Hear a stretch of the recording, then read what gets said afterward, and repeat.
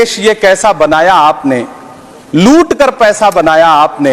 देखिए जलते दिए भी बुझ गए, अजब दीपक राग गाया आपने। अरे ये फिल्में टैक्स फ्री करने वाले लोग कफन तक पर जीएसटी लगा रहे हैं और ये गरीबों की बात करते हैं। मिडिल क्लास से आपका कोई रिश्ता नहीं। मिडिल क्लास तो आपसे कह रहा है कि मोहब्बत भाईचारे के दीवाने दिन ही लौटा दो, वो सस्ती दाल सब्जी के सुहाने दिन ही लौटा दो। ये अच्छे दिन तो अंबानी अडानी को मुबारक हो, हमें ऐसा करो साहब पुराने दिन ही लौटा दो।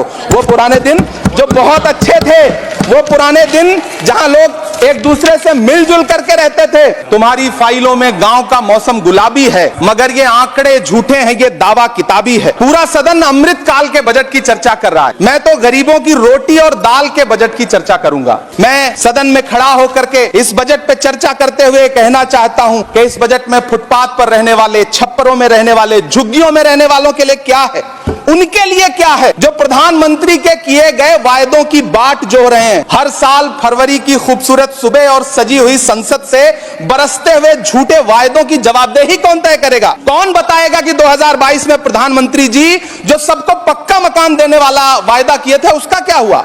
लोगों के सरों पर छत देने वाले प्रधानमंत्री जी के जुमलों से अलग उन्हें यह क्यों नहीं दिखता कि राज्यों में बैठे हुए उनके नुमाइंदे लोगों के सरों की छतें उजाड़ रहे हैं। उत्तर प्रदेश हो, असम हो, जम्मू कश्मीर हो, मध्य प्रदेश हो, भाजपा शासित राज्यों के बुलडोजर न सिर्फ लोगों के घरों को उजाड़ रहे हैं बल्कि कुचल रहे हैं लोकतंत्र को, संविधान को, अदालतों के मेयार को।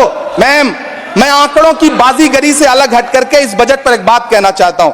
आंकड़े तो ऐसे हैं इस बजट के, ये कह रहे हैं 4 करोड़, वित्त मंत्री जी 3 करोड़ कहती है, प्रधानमंत्री जी 4 करोड़ कहते हैं। पहले तो आप इस झूठ में ही आपस में ही सलट लीजिए कि 4 करोड़ सही है या 3 करोड़ सही है। आंकड़े तो ऐसे हैं इस बजट के मैम कि जो सुने वो बस पथराई आंखें लेकर किंग कर्तव्य विमूढ़ हो जाए। लेकिन झील में पानी बरसता है हमारे देश में, झील में पानी बरसता है हमारे देश में, खेत पानी को तरसता है हमारे देश में, जिंदगी का हाल खस्ता है हमारे देश में, दूध महंगा खून सस्ता है हमारे देश में। आपने पुरानी पेंशन बहाली की मांग करने वालों को क्या दिया? सालों से अपने लिए छत तलाश रहे लोगों को आपने इस बजट में क्या दिया? कुछ नहीं। और फिर आपको पूरी उम्मीद है कि पूरा देश आपके इस पेश किए गए बजट पे लहालोट हो जाए, तालियां पीटे, मंगल गान गाए। कैसे संभव है? मैम ये सरकार झूठ की सरकार है, ये सरकार के जितने दावे हैं सब खोखले हैं। आज प्रधानमंत्री जी कह रहे थे सबका साथ सबका विकास। ये कैसा सबका साथ सबका विकास है कि मौलाना आजाद नेशनल फेलोशिप आपने बंद कर दी, आपने माइनॉरिटी डिपार्टमेंट का बजट घटा दिया। आप कह रहे हैं सबका साथ सबका विकास, आप बात करते हैं बेटी बचाओ बेटी पढ़ाओ। हमारी आंखें हाथरस से लेकर कठुआ से लेकर के और देश की जंतर मंतर की सड़क वो देख रहे हैं जब हमारी ओलंपिक पदक लाने वाली बेटियों को प्रधानमंत्री की चौखट पे अपना मेडल रख देना पड़ रहा है। इससे शर्मनाक क्या हो सकता है? मैम कृषि विकास दर जो 2014 में 4.6% थी, इस वर्ष गिरकर 1.8 कैसे हो गई? क्यों हर दिन 31 किसान आत्महत्या करने को मजबूर हैं? ये सरकार उन पर क्यों बात नहीं करती?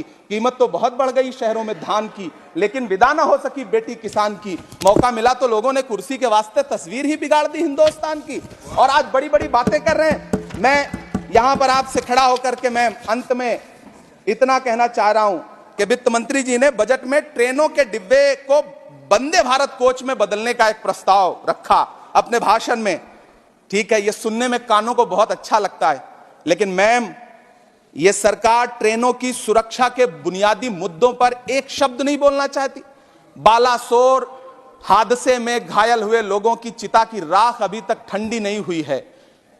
वंदे भारत के वीडियो पोस्ट करने वाली यह सरकार कभी भारत की जनरल डिब्बों की, रेलवे के स्लीपर क्लास डिब्बों की वीडियो अगर पोस्ट करे ट्विटर पे तब समझ में आए।